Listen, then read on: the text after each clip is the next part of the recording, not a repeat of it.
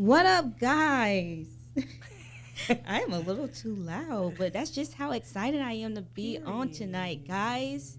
We are hosting our Black History Special, and we have two Black queens as hosts.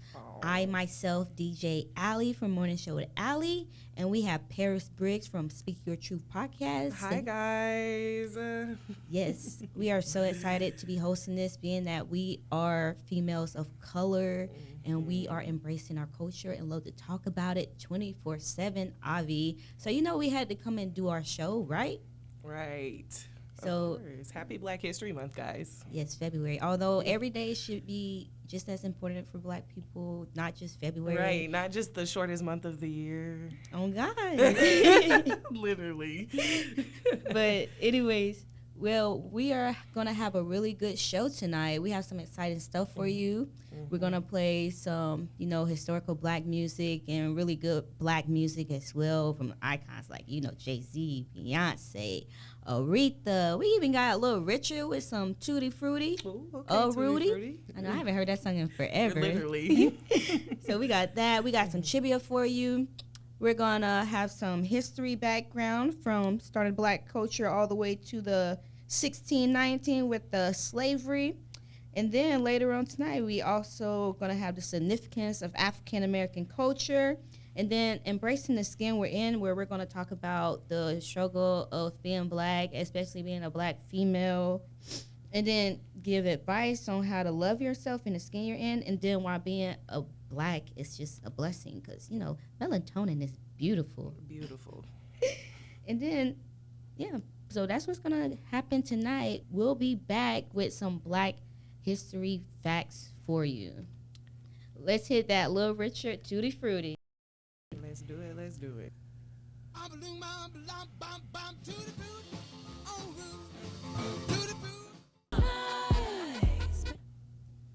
I hope y'all are ready to learn some history facts and go down the Black history timeline of what our ancestors have gone through and what we are still going through as Black American citizens. My girl Paris put down a beautiful timeline for us, so we're going to go through that and get you a little background history. So sit back, eat your popcorn, and listen. Y'all, before we start, can we just talk about how slavery came to North America in 1619? So basically, Black people were dealing with injustices off the rip, and we have not stopped dealing with injustices. I ended the timeline in 2020, but it's 2024, and it's still like injustice after injustice. So that's crazy. But yes, we are going to start this timeline with slavery coming to North America in 1619.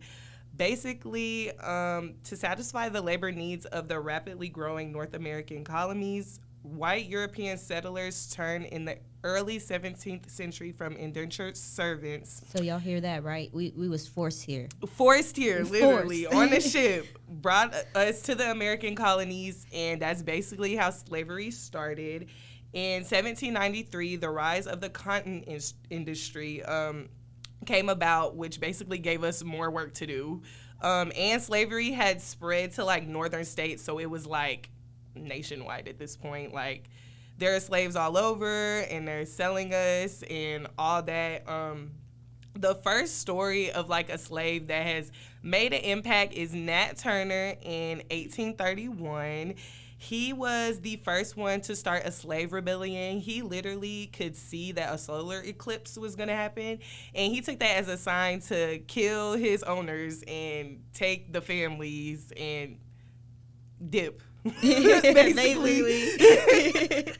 As he should, though, y'all. I mean, I wouldn't say kill the families, but you gotta do what you gotta do. I want to go back to the rise of the cotton industry, because you know what's crazy? Yeah. I think I remember in like elementary school, so Roper Mountain, right? Yeah. They literally have a cotton field there, and we literally took a field trip to go pick cotton. Same. And now, like, after a while, parents are starting to raise all type of stand on social media saying, why did you take, like, I signed my child up to actually go on that field trip and choose some remember cotton. that. Yes. And like, I remember picking the cotton, right? And I was like, I got tired after just one. So imagine, and I remember my teacher being like, so imagine if you were back then and it's hot and you have on all these clothes and you're picking. That's crazy. Yeah, I don't even know if they still doing field trips, but I remember somebody on Facebook like a year ago was like, why is my child doing this? So maybe now they probably done stopped. They probably, definitely. But, that's very controversial. Oh my gosh. But even as kids, like, just think about it. We were literally over there picking cotton thinking it was just fun. Mm-hmm. That's terrible. Okay, sorry. Now the abolitionists. Yeah, the abolition and the Underground Railroad. So basically, the early abolitionism.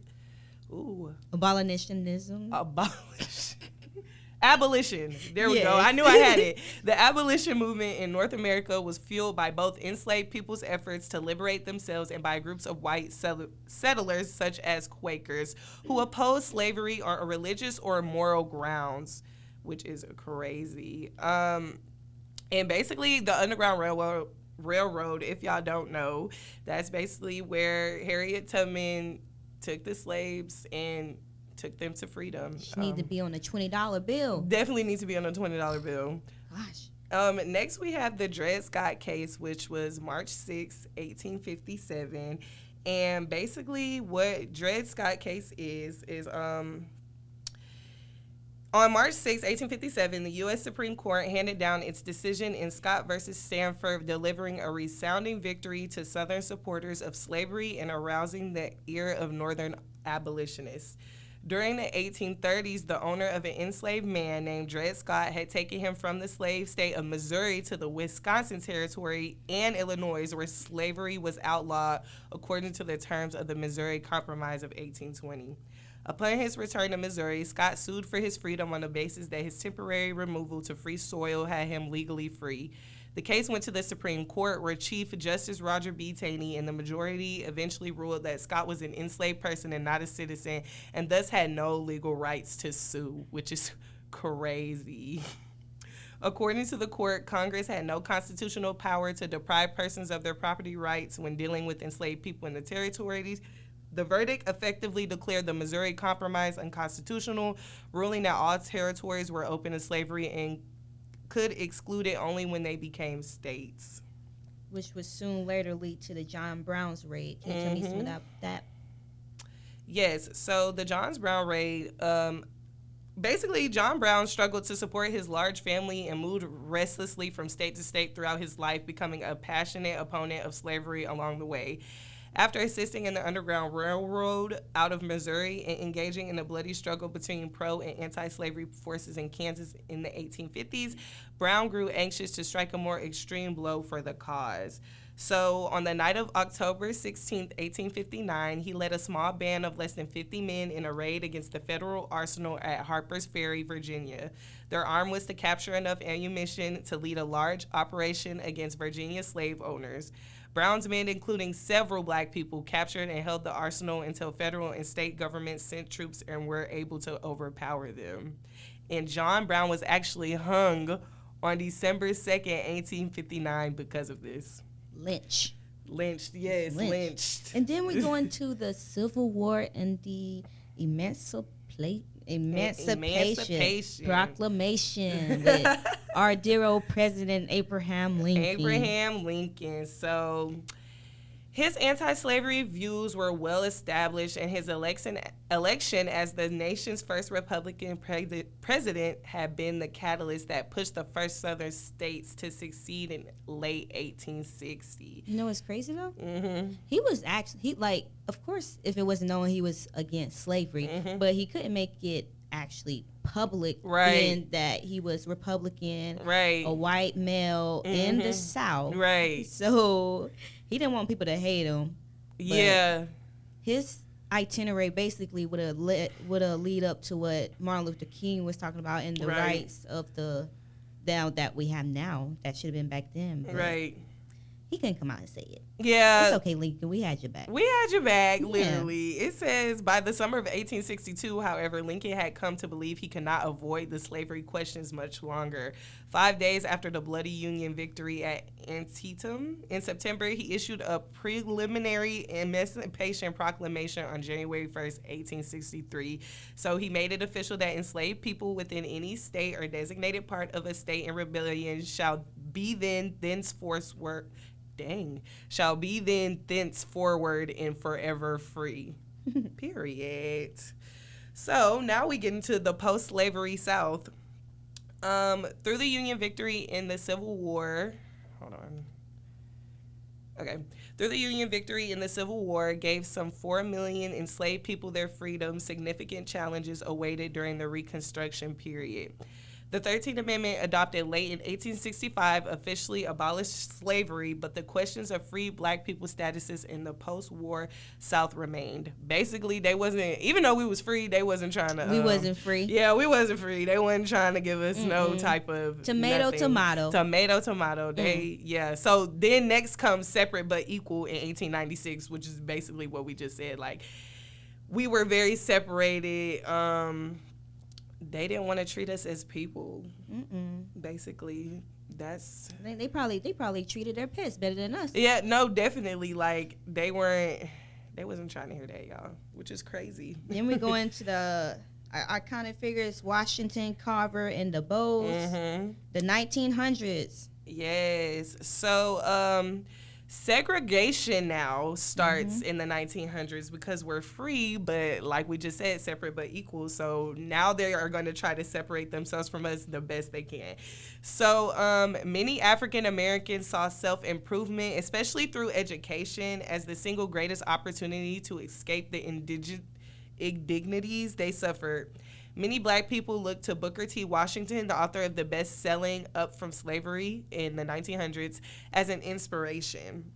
So basically, we are just trying to get our education together. As president of Alabama's Tuskegee Normal and Industrial Institute, Washington urged black Americans to acquire the kind of industrial or vocational training, such as farming, mechanics, and domestic service, that would give them the necessary skills to carve out a niche for themselves in the U.S. economy. So we're basically trying to make a living here at this point. But by 1940, peanuts had become the second cash crop in the South. Like Washington, Carver had little interest in racial politics and was celebrated by many white Americans as a shining example of a modest, industrious black man.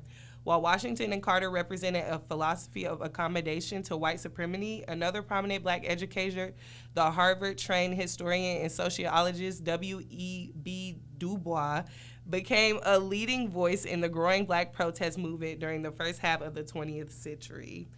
In his 1903 book, Souls of Black Folk, Du Bois spoke strongly against Washington's Washington's advocate. Of industrial education, which he saw as too narrow and economically focused, and stressed the importance of higher education for African Americans. There's a lot that goes on in the 1900s. I know, from the there's so NAACP much, being created, the Marcus Garvey and the UINA in 1916. Of course, you got the Harlem Renaissance. Yes, we start getting into music. All right. Yes, and good music too. You got the what's it? Bessie Norman? Ain't she doing that time? Yeah. Ooh, I believe Norman. so. Yes. Yep. It is.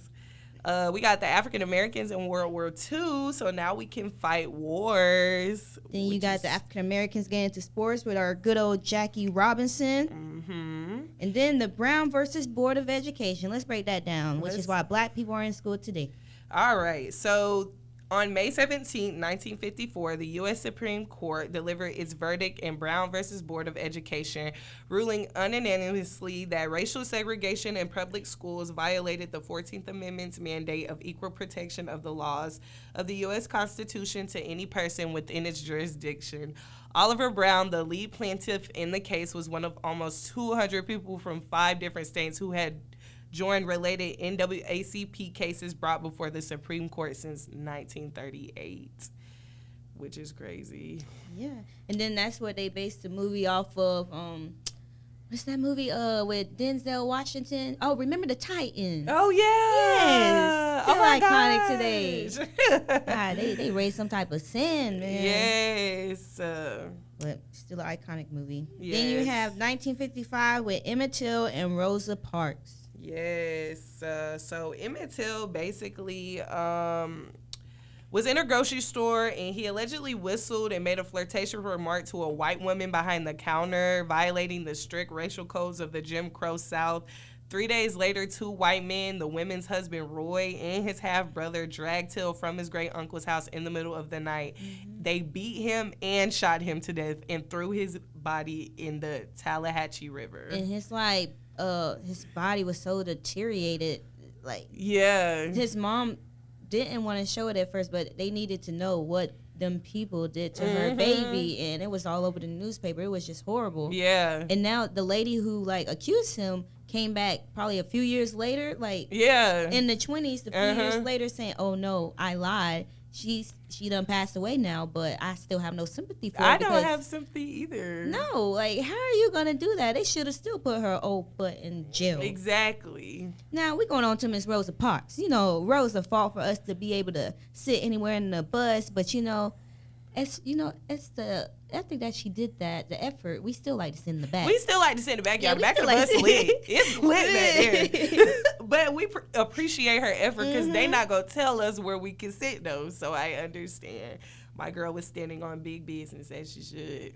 Yeah. All right. Next, we have the Central High School integrated September 1957.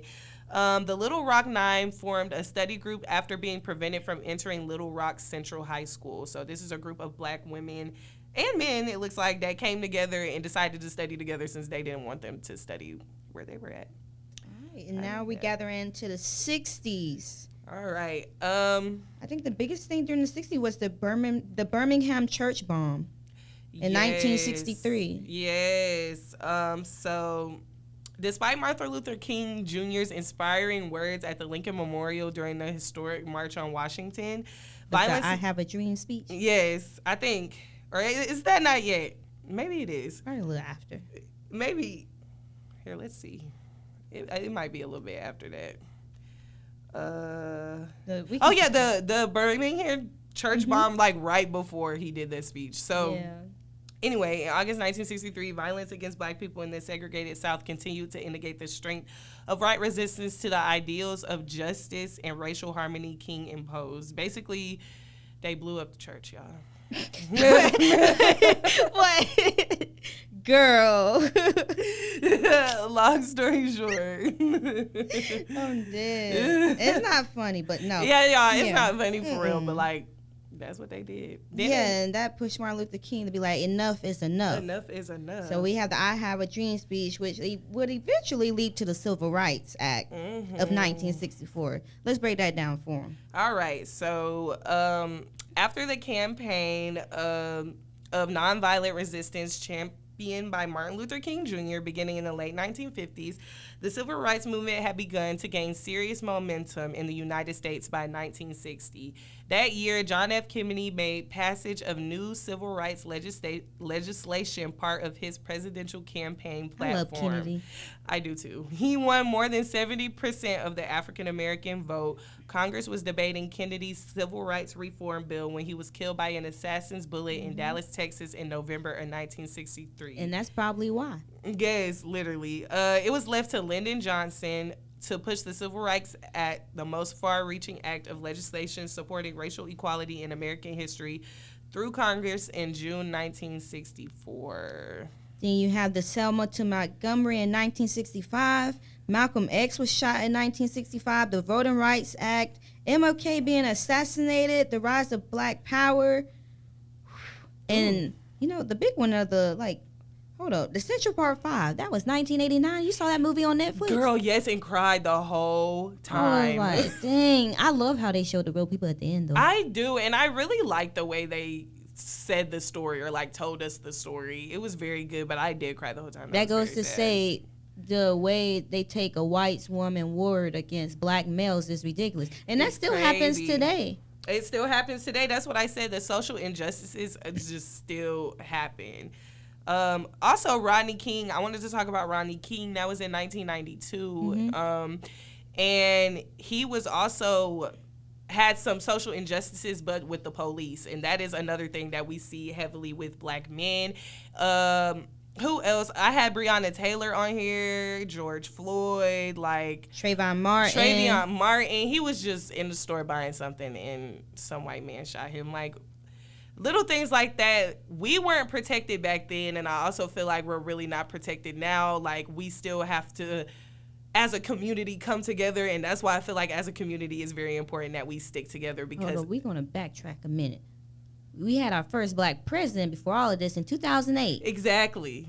Now, that was a turn of events. Being the first black man, Obama has made history. Exactly. Well, technically he's mixed, but he's still black. Black family, black wife, black kids. And that was a big turn of events, having a black president in office, because nobody thought we would. That. Yeah. Nobody would ever thought we would see a black man in office. Yes, and he did. And he came and he served his time, did what he needed to do in that time. And he went in with black hair and came out gray. Y'all stressed my man out. Stressed him out. But hey, he's still looking good. Him and Michelle, yes. Now, this might just be my opinion, but I'm pretty sure everybody think the same. The Obamas was the best looking couple in the White House. In the White House. You cannot tell me different, y'all. They definitely look the youngest. And Malia and Sasha, yes, them young women have grown up fine. Yes. Literally. Whoever their boyfriends are, better treat them with respect. Imagine Barack Obama being your father-in-law. Hey, that's the biggest flex ever. No, that is a big flex. Bro. Like, literally, that is a big who's your flex. father? Just Barack Obama. Like, nothing to for it. Real. Like, yeah. But yeah, and then with that, so yeah, we do go into the crazy shootings, and I think the biggest one that really hit home was the Emanuel 9 Charleston shooting at the AME church, where Daniel Ruth, he went in that church, sat with them through Bible study, and then shot them afterwards. He prayed with them. Yeah, he prayed with them. Yes. And they're going to shoot them afterwards. Now I remember what you're talking about. Yeah, that's crazy too. Like, and he still like, we're not even safe in church. Yes, and he's still, they still haven't, he's on death row, still waiting to be put to death. Really? Yes. Like, I'm like, why is this man still alive for killing 9 people? Right. In the church. Like, the other time I saw, my mom had something was like, oh, he's getting a burger. I'm like, okay, why is he enjoying a burger? Why is he enjoying that luxury? Why is he enjoying life, literally? He needs to be put down. I don't think he should still be alive. Yeah, no, that's pretty wild. That's nuts. See, that just goes to show, like, we need to stay together as a community. And I think we got into, and that's when Nikki Haley was like, oh, yeah, we're going to take down the Confederate flag, because it's like, it's a symbol of slavery. But that wouldn't have happened unless the Emanuel 9. So there's like the butterfly effect. Something has to happen for something them else to react. Happen. Yes. That, and I remember the controversy that was going around all over social media with the Confederate flag when she was talking about taking the Confederate flags down. Like, hello. Yeah, like she's trying to take credit for it. Like, no, ma'am, that wouldn't have happened unless that happened, and you was kind of forced to do it. It really should have been happened, though, like, literally. But with that as well, police brutality didn't become a thing until the George Floyd incident. That, too. I feel like a lot of people weren't informed on Rodney King. My parents always made sure I knew my Black history, though, so I knew about that, but people really didn't know until George Floyd became a thing. I remember that was around COVID and everyone's already sick and it's a lot going on. And I just remember people in my city downtown like protesting all over. And it got brutal for real. It got brutal. People started loitering and I think something even happened in downtown Greenville during that time where it got crazy. I was like, wow. Yeah, that's what I'm talking about. Like, it would just get crazy. People were ruining Targets and stealing stuff and like just started doing crazy stuff. But I do believe the police brutality, that has always been a thing. I literally looked up like black people killed by the police, and it was so many names from like 19 whatever to now. Like it was so many, and a lot of those stories I had not heard of. A lot of those people, yeah. Song, wait, no, what's that song about it? Like F the police. Coming straight. That's what we should have played. Oh God. Because for real though, like it's just, and they really made that song because of the Rodney King situation. So it's like this has been in our community. This has been a problem, but I feel like more people, I guess as our generation grew up, we became more familiar with it when it came to like George Floyd. Yeah. Or like Breonna Taylor. Even Breonna Taylor, that was really sad. And there's more and more incidents going on. Like, you know, in Texas, I don't know what's going on with Texas. I don't know what's going on with Florida. These states are crazy. But I know I did read last week where this African-American salesman was going door to door. He barely stepped on that man's yard, and that Texas resident guy came out, slurred at him, calling him the N-word, and then shot at him. That's crazy. A lethal blow, but luckily the guy had the iPad in front of his stomach. But if he hadn't had that iPad, that would have been a deadly blow. That's crazy. I'm like, bro, I'm like, who are you to just be saying the N-word in regards, but he was going for a deadly shot. Yeah. Not no like, oh, let me just warn him shot. Yeah. Like, that is crazy. And then with Florida, taking away African American history or learning about African Americans in school in general, I'm like, bro, like, that's crazy. Do y'all not think that's important for kids to learn? I think that's really important because history repeats itself. It is very important to know your history, especially Black history. Like, I feel like that's something that everyone should be taught. And then not only that, they're taking funds away from African American sponsored like clubs at school and the public system. And I'm like, yeah, they're really trying to dictate like only white people stuff matters. Yes, that's crazy. My brother was actually just telling me about how there's a law in Florida where like they can pull you over for the color of your skin. Like, it's a law. I think that's going to be in Texas too, where when it comes to like immigrants or like Hispanics in general, if they suspect you of being illegal, they have the right to pull you over. I'm like, wow. So you're basically saying anybody that's like skin color, you're going to be like, oh yeah, they're illegal. We're going to pull them over with nothing being justified. Right. That's wild. The fact that that's even ethical or that they can do that is really crazy. In 2024, like, it really enrages me. I'm not gonna lie. That is terrible. Well, the people we have in office, but you know what? We ain't gonna get into that. Oh, y'all, we is not gonna get into that. But yeah, with that being said, that's why we have these songs that come out nowadays. Michael with the black or white song. So that's what we're gonna play next, because you know we're still unequal. But to Michael, it didn't matter if you was black or white.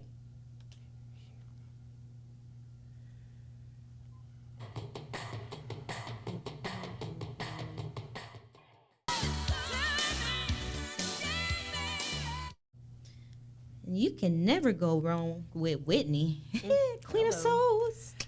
Definitely. Our manager, Professor Cresta, says he gives his regards to you and that we sound awesome. Oh, thank you, Professor Cresta. Appreciate you.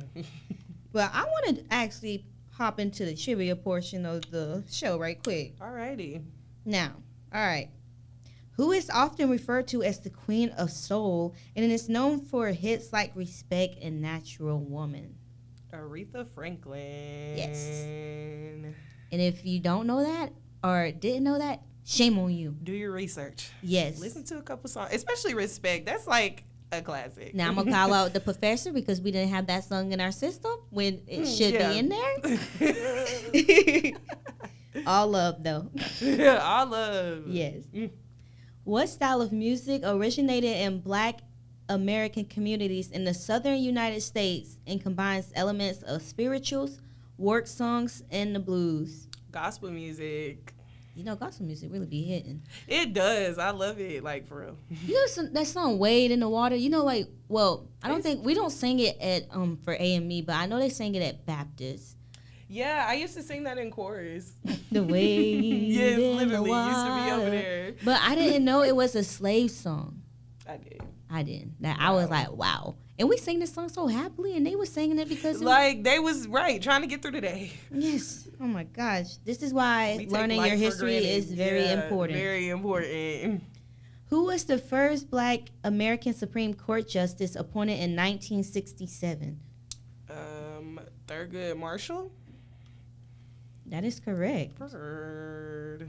What organization did Malcolm X belong to before forming his own organization, the Organization of Afro-American Unity? The Nation of Islam. These are some nice facts I'm knowing, too, because I did not know that for Really? myself. Yes. Okay, who was... I think everybody should know this one. Yeah, everyone should. Who was the first African-American girl to attend an all-white school? Ruby Bridges. Shout out to her. She paved the way. Paved the way. Definitely. And she's still alive, right? I think so, yeah. Last I checked. Sure.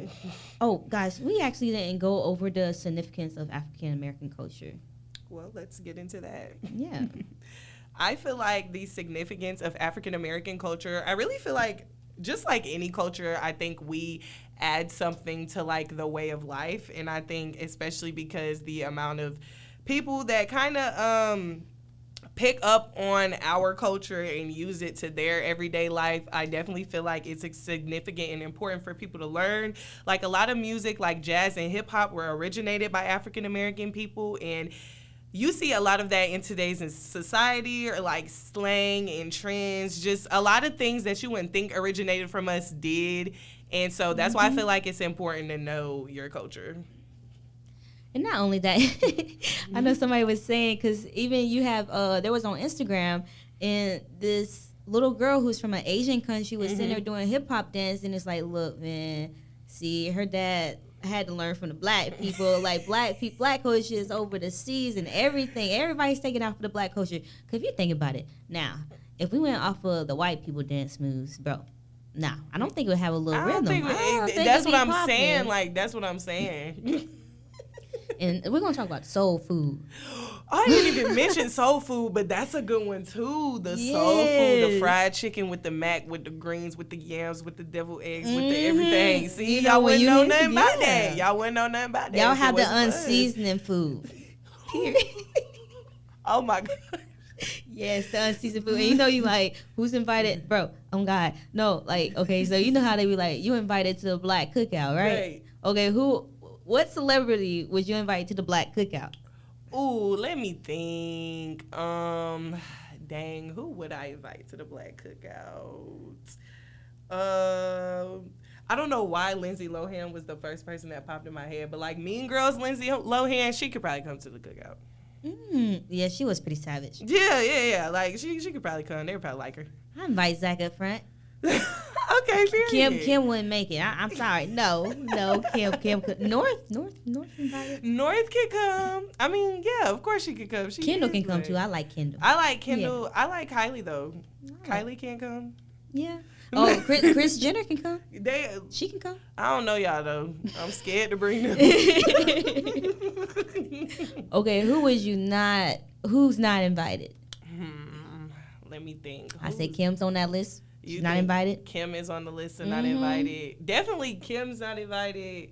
A lot of people will argue that Kylie's not invited either, which I definitely could see their side of that. I just love Kylie, so she could come with me. But I was trying to think about it, like. Yeah, I'm trying to think of like, in general. Trump's not invited. Oh, definitely not. Trump or Biden. Is that controversial? Is that controversial? Maybe so. I'm like, no, they're not invited. Now, I don't know. What's his name? Oh, Ryan Seacrest. I'm sorry, he wouldn't be invited. He wouldn't be invited. No, he wouldn't be invited. Oh, why? I don't know. I'm like, nah. I don't think his moves get down with it. Like, you gotta know how to do the cha-cha slide, the electric slide, and have some rhythm with it. Exactly. You got to know all the line dances. Like, it's some line dances that I didn't learn until I was an adult. So, if I didn't learn until I was an adult, y'all gonna have to learn from the start to the beginning. Yes. Or the start to the end. You literally. Right. Now, how about embracing the skin that we're in? All right. So, on here I talk about the struggles growing up with darker skin. I feel like a lot of people know the struggles, but if you aren't like born in the black community, you wouldn't really understand, because I've heard from people outside looking in, they would think that everyone's the same, or we all like, it wouldn't be like a battle with skin color, but like literally people in the black community will come up with ways to discriminate each other, which I think is very bizarre.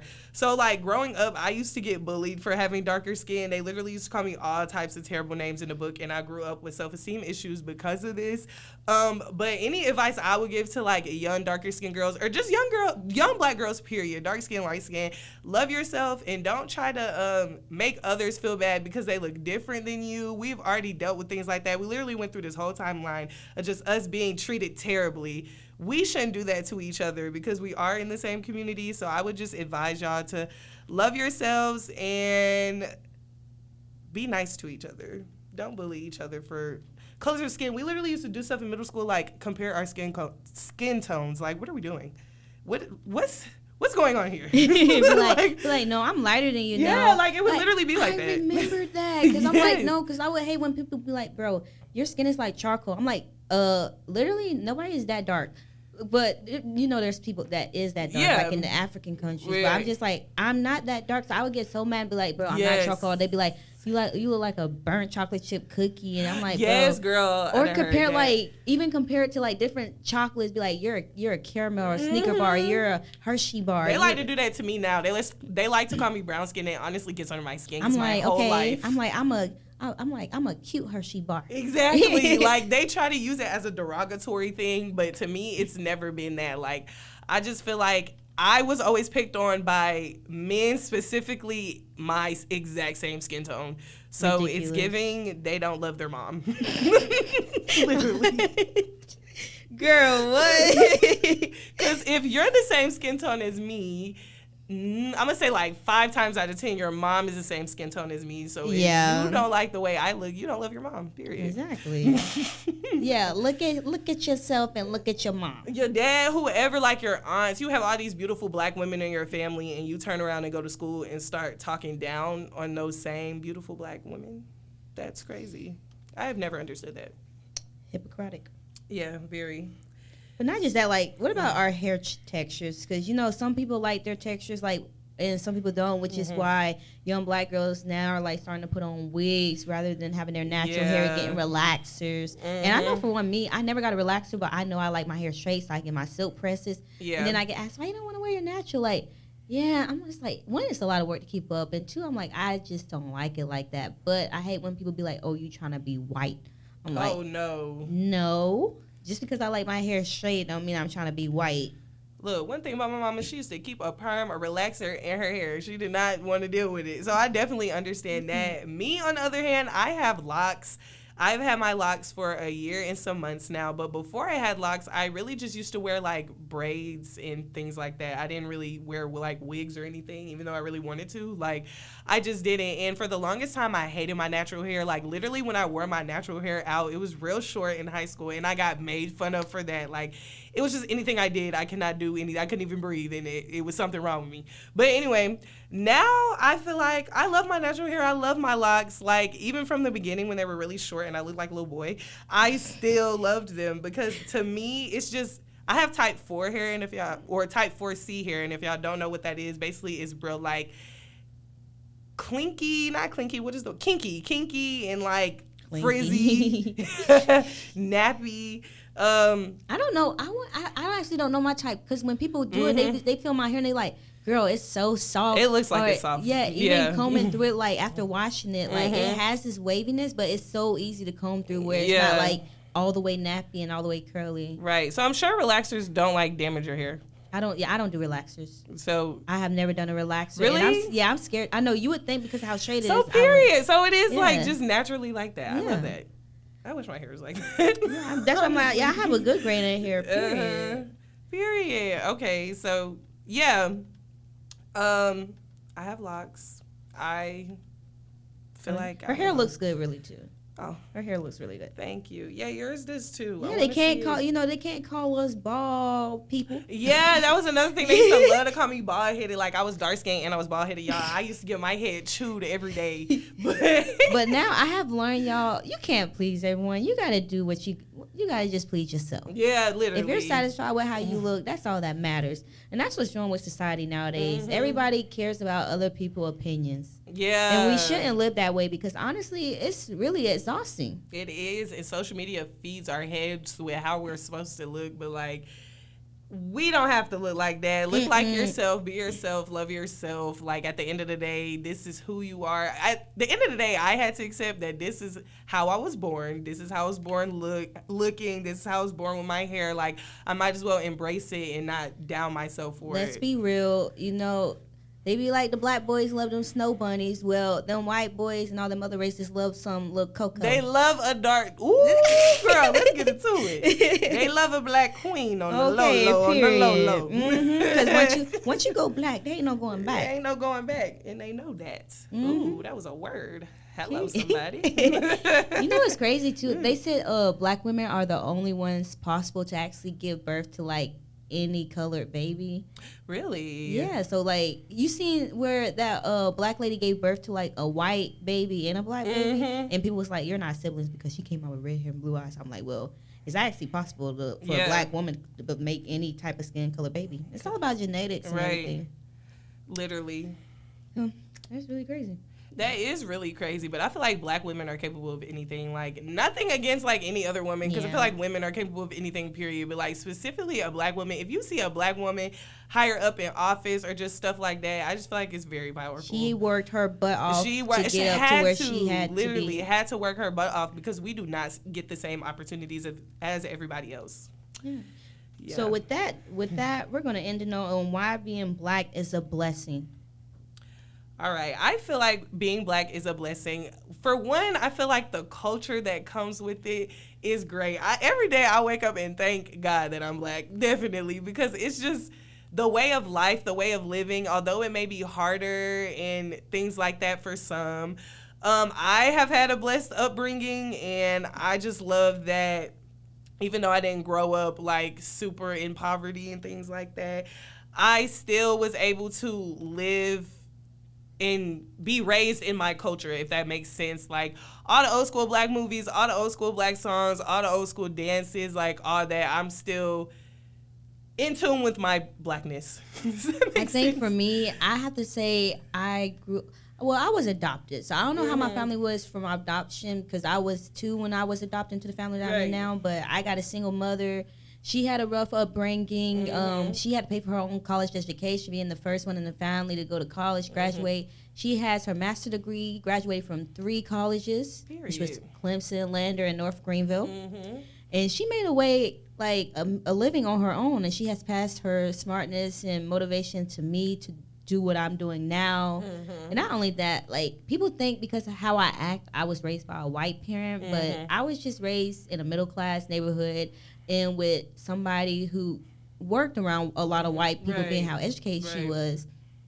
And I just wasn't raised in a ghetto household. Yeah, that's what I'm saying. Like, growing up, they always be like, you act like white girl, you act like white girl. Yeah. No, I was just raised right. Like, I hate having like, to nobody tell likes that. bringing attention to themselves and acting ghetto. Or like, when I you was talk. raised right. Or, like, when I talk sometimes, they're like, why you talk like you're so educated? I'm like, how am I supposed to talk? Exactly. First of all, my mom is also a educated black woman, went to school, got her associates, making good money for her kids. Like, also my dad, like, it took him a while, but he also has a good job, making good money. Like, my parents just had to work hard for where they are today, and they raised kids that have respect, know how to act in public, like, know how to talk to people, professionalism. I definitely feel like that's one of the things they passed down to me, because I don't know, I just know how to act. Very professional. Very. But, yes, guys. That's our Black History show for tonight. We hope you learned something. We hope you enjoyed our conversation, enjoyed the music. And any last notes, Paris? Thanks for having me on. This was so fun. We should do this again. Oh, yeah, I love this duo. We need to come up with a name for our duo. Oh, God. But, guys, you can only find this dynamic team on XLR Lander Radio. Definitely. Yes. Also, y'all, I do have a podcast. I know she said that in the beginning, but yeah, go check out her podcast. Go check out the pod, Speak Your Truth. It's on YouTube and SoundCloud. The SoundCloud is XLR Lander Radio, I believe, and the YouTube is Paris Sky with the E on the end. Go check me out. Yes, and download the XLR Lander Radio app in the App Store. It is free with a capital F. Yes. Go listen to the station, guys. Check out the XLR Lander IG page, DJ Ali on IG, Speak Your Truth, and Paris Briggs on IG. Yep. Go follow. Yes. But that's it, guys. Have a turn up Thursday and a wonderful night.